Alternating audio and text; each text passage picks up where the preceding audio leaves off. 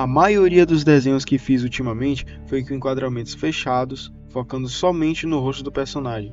Tentei deixar a pintura com cores mais vivas, mas o resultado sempre era algo mais acinzentado, visto que em toda a minha trajetória no desenho sempre foi fugindo dessas tendências. Achei que seria interessante por hora entregar mais a essas manias que tenho em minhas artes.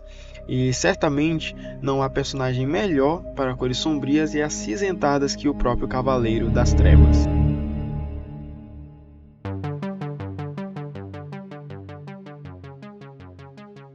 Anteriormente, fiz uma live desenhando o Batman em uma perspectiva de 3 pontos de fuga. E é muito interessante como foi divertido fazer esse processo. Dá pra fazer aqui, né?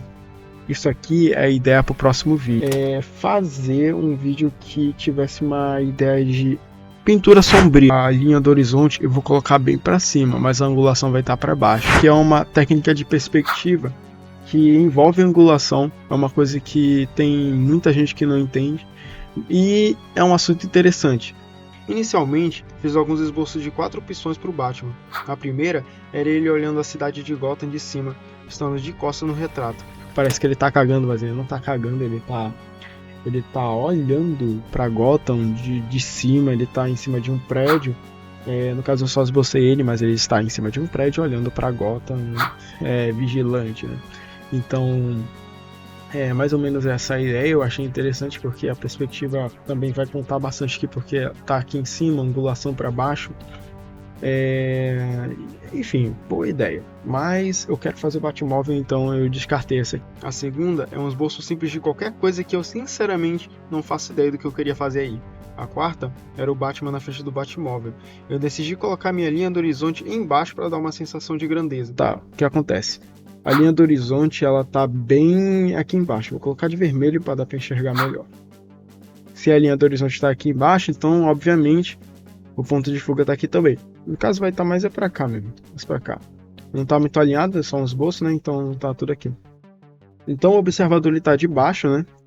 Para mostrar, digamos, uma certa grandeza, aquela ideia de que é uma coisa grande, uma coisa grandiosa mesmo. Mas a ideia de introduzir o Batmóvel na imagem me parecia uma ótima opção. Então criei outra imagem com a mesma ideia, mas dessa vez coloquei a linha do horizonte em cima, com certa angulação do observador para baixo, criando assim o Nadir, o terceiro ponto de fuga, na perspectiva. O vencedor obviamente foi a quarta opção, com o Batmóvel e com a linha do horizonte acima do Batman. O que eu quero fazer é o seguinte, eu quero pegar a luz do Batmóvel batendo no Batman para fazer aquele efeito de quando o objeto está contra a luz, né? Ele fica totalmente preto, vira uma silhueta dele, vai ter mais aquela ideia do sombrio e tal que eu queria destacar. Eu tava pensando em fazer o Batmóvel ser mais aquela versão do Batman do Ben Affleck, que é quase uma Ferrari misturada com um tanque de guerra, que é bem bacana, isso aí eu gosto. Ou aquele do Nolan, que também é interessante, que é só um tanque de guerra mesmo, ele é só um tanque de guerra e é isso. E o Batman, quanto ao Batman, vai ser a minha versão do Batman, não vai ser nada específica, a ideia é eu criar mesmo. A ideia é fazer o mais original possível mesmo, tá?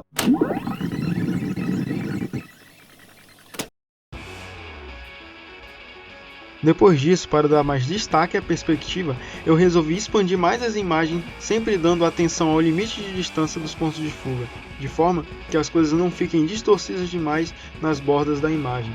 Além dessas coisas, tive alguns percalços com o Batman porque ele parecia fora demais da perspectiva, então decidi redesenhar ele. Admito que inicialmente a ideia não era fazer uma imagem tão ampliada ao ponto de mostrar muito do cenário, mas eu queria mostrar mais da perspectiva de 3 pontos de fuga. O Batmóvel no princípio foi esboçado algo baseado no do Nolan, mas como o objetivo era fazer algo mais original, o modelo era usado apenas como molde de referência para que eu possa acrescentar detalhes depois, além de inseri-lo na perspectiva. Quanto ao cenário, pensei em algo como um beco escuro, onde a principal luz presente seria a dos faróis do Batmóvel. A ideia que mencionei anteriormente era muito boa e cumpria perfeitamente com a minha proposta para essa arte, o que me trouxe a necessidade de adiantar uma parte do processo de pintura, pois após ampliar a imagem, o Batman ficou pequeno demais. As soluções que eu tinha era dar um zoom na ilustração ou resolver isso pelos valores na coloração. A segunda alternativa foi o que me pareceu mais viável, pois assim eu não precisava sacrificar o que já havia desenhado do cenário. Assim que o esboço estava minimamente pronto, o próximo passo seria fazer a line art, ou ao menos essa deveria ser a ordem natural das coisas. Mas, para decidir melhor alguns detalhes e os valores, decidi fazer a paleta de cores de forma simples, pois assim, qualquer coisa que eu precisasse mudar no esboço para atender minhas necessidades seria mais simples e com o mínimo de perdas. Admito que essa troca de ordem me ocorreu muito pela minha pressa em terminar o esboço, o que me levou a outros problemas catastróficos lá na frente. Mas vamos deixar os problemas do futuro para o futuro, porque no presente já temos de sobra como decidir onde estará meu ponto de iluminação do cenário. Como o céu não estava à mostra, coloquei leves tons de azul que destacavam partes mais elevadas dos objetos espalhados para dar mais profundidade. E como esses elementos eram secundários, decidi não dar tanta iluminação a elas, dando destaque total à luz do Batmóvel, batendo diretamente no Batman, relevando uma sombra. Terminando a preparação precoce das cores, segui com o esboço dando mais detalhes, refinando a anatomia do Batman, acrescentando algumas caixas na parte de trás, com alguns objetos espalhados pelo cenário. Finalmente chega na hora de mexer no Batmóvel, a parte do desenho que eu mais queria fazer. O modelo de referência certamente foi uma ótima ideia, e me ajudou muito a despertar mais da minha criatividade para dar um aspecto mais ofensivo à sua estrutura. Além disso, trouxe aquele ar mais estiloso pelas referências de Lamborghini que também contribuíram muito nesse propósito. Bom, a esse ponto o desenho estava ficando ótimo ao meu ver. O Batmóvel parecia estar ficando incrível até eu virar vítima de um problema que eu mesmo me provocava ultimamente: o excesso de esboço causado pelo mau uso da técnica dos dois esboços.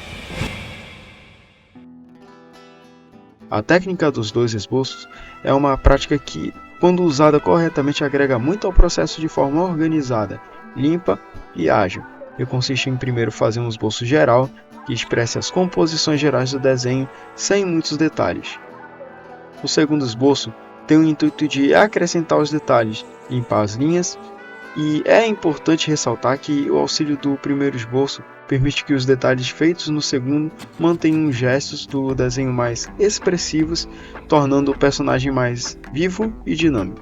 Essa técnica, quando usada corretamente, agrega ao processo dando mais agilidade e expressão ao desenho. Bom, esse não foi o meu caso.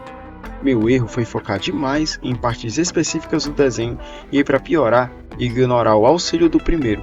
Ou seja, a técnica foi inútil por eu não permitir que as vantagens que ela podia me trazer influenciassem no meu desenho. Então tive que compensar o prejuízo criando mais camadas de esboços, fugindo do padrão de dois esboços. O processo a esse ponto estava um caos, mas se você achou que não tinha como piorar, não podia estar mais errado, porque todas as minhas correções estavam em camadas diferentes, e alguma delas na mesma camada que esboços antigos. A esse ponto, já estava tão estressado que pensei em desistir do desenho. Então levantei da cadeira, tomei uma água e respirei fundo. E depois voltei ao desenho renovado. Reaproveitei o que podia e coloquei na mesma camada. O resto redesenhei com auxílio dos esboços anteriores e tomei muito cuidado dessa vez para não fazer nada na camada errada. E depois de tudo isso, o único que ainda faltava limpar com a line art era o Batman. Mas, com um desenho organizado, me dei a liberdade de deixá-lo por último e pintar todo o resto do desenho. Anteriormente, ter já determinado os valores me poupou muito trabalho nessa etapa, e grande parte das cores e valores já haviam sido especificados. Me restava então polir o desenho como um todo. Além disso, decidi acrescentar alguns pequenos detalhes que tinha esquecido de pôr no esboço, como os faróis do Batmóvel, as grades lá de trás e outros na escada. Como esse é o processo mais tranquilo do desenho em geral, não houveram muitos problemas como as demais etapas. Sendo assim, não tem muito o que falar sobre ela. Mas, resumindo no geral, o processo foi pintar com movimentos circulares com baixa opacidade para misturar bem as cores, definindo bem cedo cada detalhe e assim seguir até o final. Agora sim, finalmente terminei o desenho, e esse foi o resultado final.